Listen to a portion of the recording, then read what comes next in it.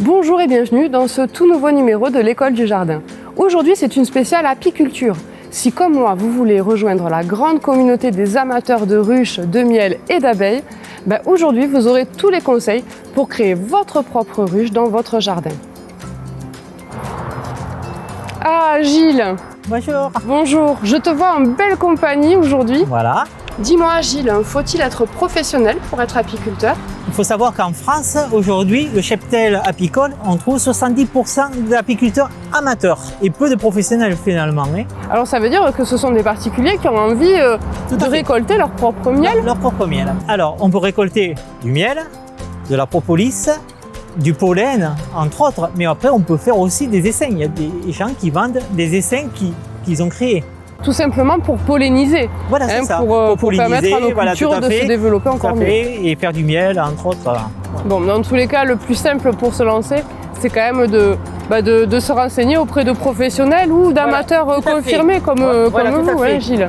Parce que c'est vrai que théoriquement, on peut apprendre, mais la première manipulation, ça peut faire peur. Donc, Mathieu, par exemple, peut organiser des formations pour vous apprendre à manipuler les abeilles. Voilà. Justement, c'est ce que j'ai prévu. Je vais aller retrouver Mathieu pour en savoir plus. Ah, Mathieu, justement, c'est toi que je cherchais. Oui. J'ai eu des précieux conseils de Gilles pour me lancer dans l'apiculture. Très bien. Mais je crois que j'ai besoin de ton expertise professionnelle. Est-ce que tu peux m'aider? Eh bien, il n'y a pas de souci. On va aller à la ruche directement. Allez, je te suis.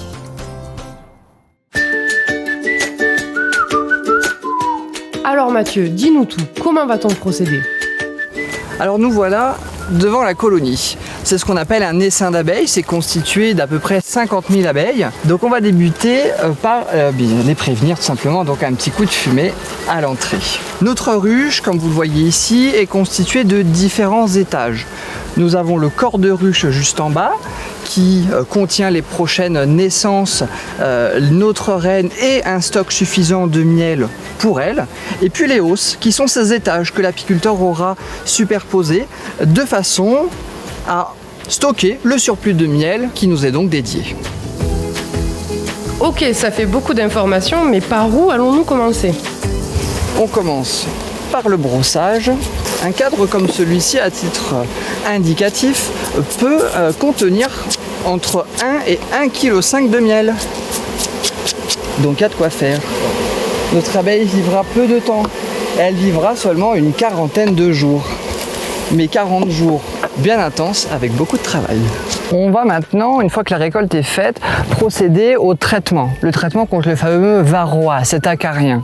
On va donc cibler un petit peu notre couvain, c'est-à-dire les œufs, les larves, les nymphes qui sont en développement, qui se situent majoritairement au milieu. On va donc retrouver sur ce cadre le couvain, les nymphes, en l'occurrence ici que l'on voit fermées avec l'opercule de cire, les prochaines abeilles, et le miel juste en haut qui correspond à leur réserve personnelle.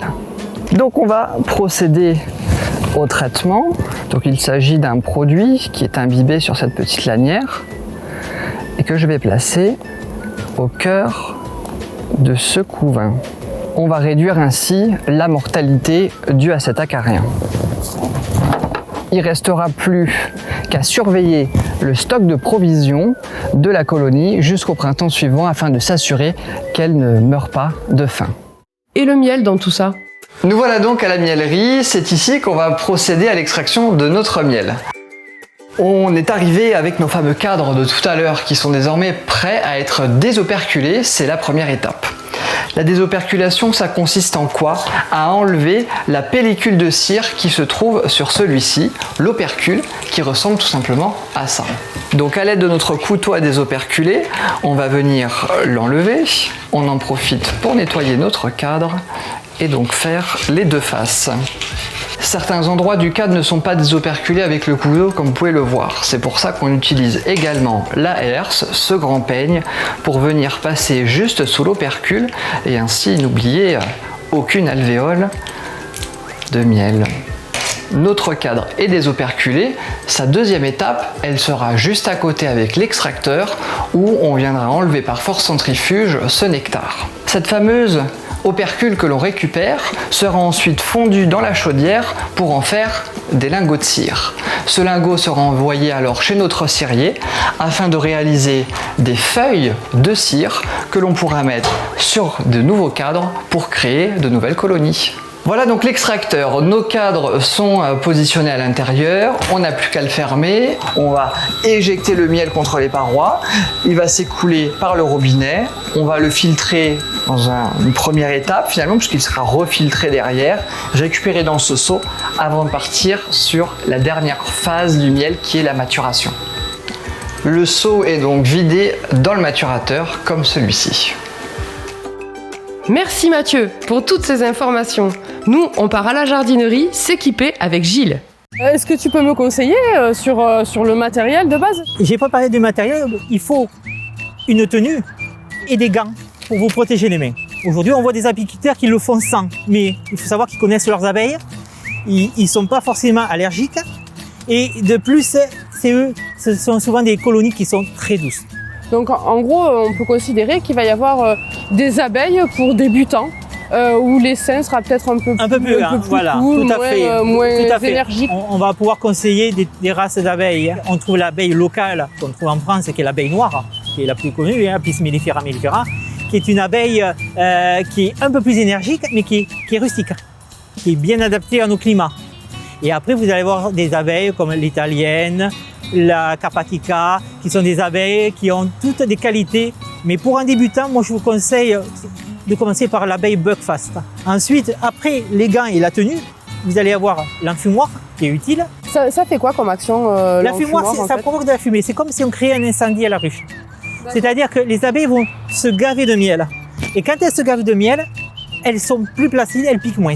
Vous allez avoir des lève-cadres avec des pinces qui permettent d'attraper les cadres ou de lever les cadres. Alors justement, qu'est-ce que je fais? Je mets la ruche, je l'ouvre et elles vont venir? Non, c'est un peu plus complexe que ça. Il y a plusieurs méthodes pour avoir des abeilles.